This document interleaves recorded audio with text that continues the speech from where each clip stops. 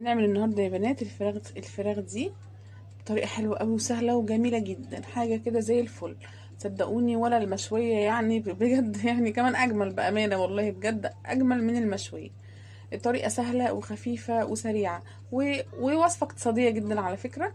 دي كل الحكايه اصلا نص فرخه، يعني جبت الفرخه قطعتي الصدر بتاعها بانيه، ولميت الوركين قطعتهم مع شوية الحاجات بتوعها اللي هو الجناحين والرقبة، وعملنا أحلى صينية غدا النهاردة ناكلها بألف هنا وشفا يا رب. نعمل جنبها شوية رز أبيض، شوية رز بشعرية، زي ما انتي عايزة اللي تحبيه. هتعملي ممكن تعملي جنبها طبق سلطة وشوية مخلل وعيش وتبقى زي الفل. تمام كده. ونستغنى خالص عن أي رز يعني. وتبقى اقتصادية 100% من كل حاجة بألف هنا وشفا يا رب اللي ياكلوها. يلا بينا نخش نشوف هنعمل ايه في الوصفة بتاعتنا النهاردة، وهنعملها ازاي بالطريقة الحلوة الجميلة دي وتطلع النتيجة معانا دي ازاي. يلا بينا. السلام عليكم ورحمة الله وبركاته، يا رب تكونوا بخير كلكم وبصحة كويسة. النهاردة نعمل مع بعض أكلة حلوة قوي إن شاء الله تعجبكم. أكلة يعني اقتصادية برضو حلوة قوي والله وزي الفل. أنا كان عندي فرخة كانت كبيرة شوية، أنا قطعت صدرها عملته بانيه بجد. ليه شلته؟ عشان انا ولادي بيحبوا البانيه، فقلت استفاد بالفرخه دي ونعملها تكفينا برضو يومين، مع ان البانيه كده كده منها انا طلعت منها 9 قطع بانيه، فهم هيقضونا يومين. سوري، مش يوم واحد. وهنعمل بقيه الفرخه دي اكله كده حلوه قوي، اكله بالخضار بقى. بصلتين كبار حلوين كده، طماطمتين مقطعين مكعبات، كله مكعبات، واحدة فلفل رومي، عايزة تحطي حامي حطي. تمام كده. عندي توم باودر توم باودر توم باودر بس مش بصل، توم وبهارات فراخ وفلفل اسود، نص معلقة ونص معلقة ونص معلقة، ومعلقة ملح، وورقة اللورة، وثلاث حبات حبهان، وواحدة مكعب مرق، وبس. ما عنديش بهارات تاني غير اني هحط معلقة صويا صوص كمان عليها، وممكن نحط معلقة صلصة بقى على الوش كده بعد ما نرص الفراخ بتاعتنا مع البطاطس كده في الصينية. أكلة يا جماعة حلوة قوي، اقتصادية وزي الفل وسريعة، مش هتاخد معاكي وقت خالص يعني. زي ما شايفين كده قلبنا كل البهارات بتاعتنا مع ايه، مع البصل والفلفل والطماطم. تمام كده. هناخد معلقة الصويا كمان، معلقة معلقتين بقى براحتك، انا ولادي بيحبوا الحقيقة في اي اكل. معلقة كبيرة اهي حلوة قوي هتظبط الدنيا، معلقة كبيرة كويسة.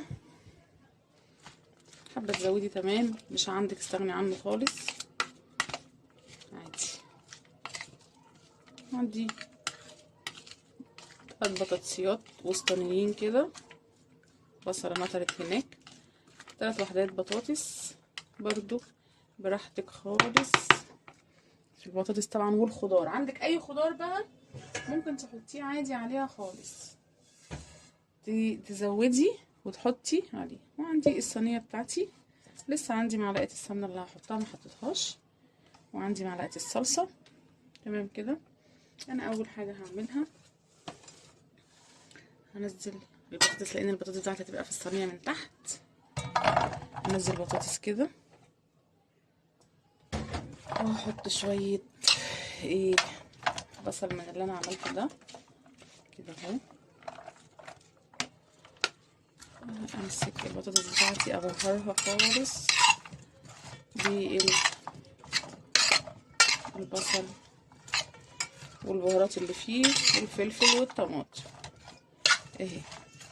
وطبعا كل اللي هعمله في الفراخ، كل الخلطة اللي هحطها في الفراخ يعني ما كلها هتنزل في الاخر فين، في قلب الصينية دي من تحت. اوكي كده تمام اهو. واروح واخدة الفراخ بتاعتي، واروح واخدة البصل وبهر كل الفراخ بتاعتي بيه كده اهو. همسك الفراخ بتاعتي كلها اهو، كمان هحط هنا كده اهو. دي طبعا نص الفرخة، انا قطعت نص الفرخة ده 4 قطع، مع الجناحين مع الرقبة يعني هيعملوا اكله زي الفل. تمام كده اهو. شويه خلطه كمان على الحتتين دول اهو. بصوا عايزه اقول لكم زي العسل والله العظيم، اكله مفيش اسرع من كده يا جماعه اهو. تمام كده، وهروح رصهم في الصينيه كده. رصيت كل الفراخ بتاعتي اهي، ماشي غير قطعه واحده بس اهي. تمام كده اهي.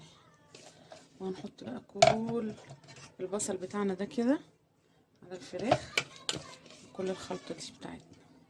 شايفين جمالها؟ ايه رايكم؟ شايفين جمال الصينيه بتاعتنا؟ وما خدتش وقت خالص ولا مجهود معانا ولا تكلفه خالص. لحظه بس اغسل ايدي وارجع لكم تاني. اوكي، انا غسلت ايدي يا بنات. بصوا وانا بغسل ايدي الطبق او البوله اللي انا كنت بعمل فيها الخلطه اهي بنفس البهارات بتاعتها بكل حاجه. جبت بس كده ايه، كوبايه ميه فيها طبعا مكان البهارات كلها بتاعت الفراخ. كوبايه ميه بتاعت الشاي بتاعتنا العاديه. اوكي اهي. تمام. ودي معلقه السمنه بتاعتي،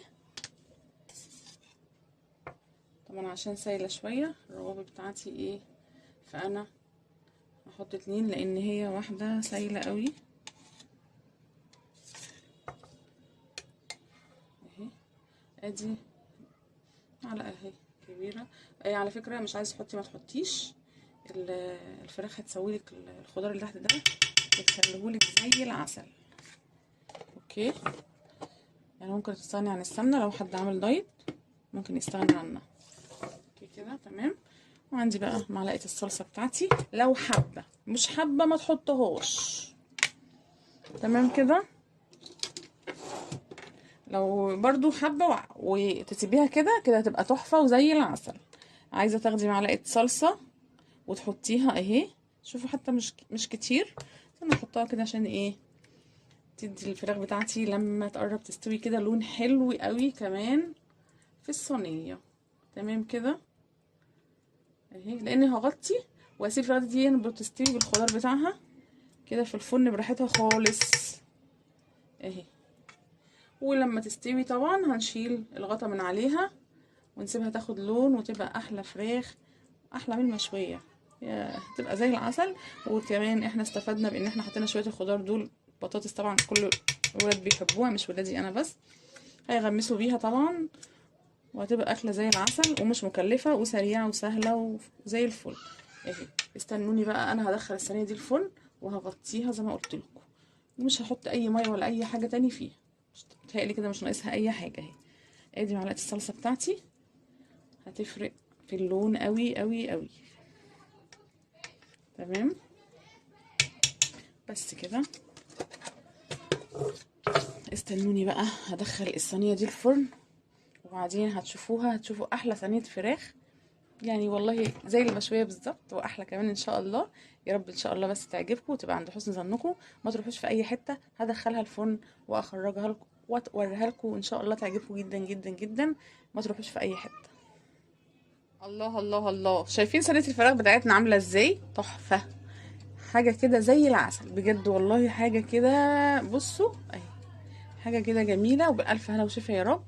ومستويه وزي الفل ولونها زي ما انتم شايفين كده، حاجه عظمه وقلبه ريحه البيت كله. يعني عايزه اقول لكم السلم واحنا طالعين كده، يعني حاجه كده الف هنا وشفا يا رب.